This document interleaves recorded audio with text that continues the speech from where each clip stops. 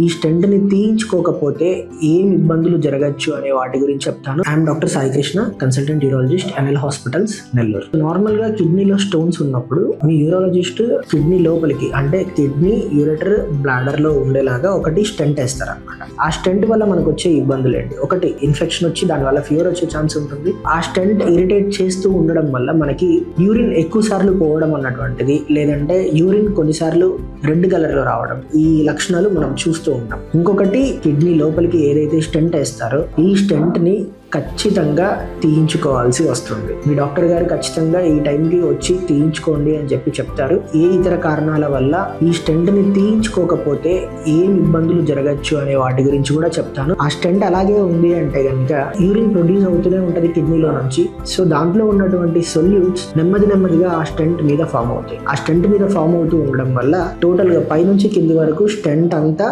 Stone లాగా form అవుతుంది. So ఇలా స్టోన్ లాగా ఫామ్ అయినప్పుడు ఆ స్టెంట్ ని తీయడం చాలా కష్టం అవుతుంది అండ్ తీసేటప్పుడు చాలా కాంప్లికేషన్స్ అయ్యేటువంటి ఛాన్స్ కూడా ఉంటుంది. దీన్ని ఇలాగే వదిలేస్తే కనుక కిడ్నీ కూడా పాడైపోయి రీనల్ ఫెయిల్యూర్ లోకి వెళ్ళేటువంటి ఛాన్స్ కూడా ఉంటుంది. కొంచెం జాగ్రత్తగా గుర్తు పెట్టుకొని ఈ స్టెంట్ ని మాత్రం ఖచ్చితంగా తీయించుకోండి.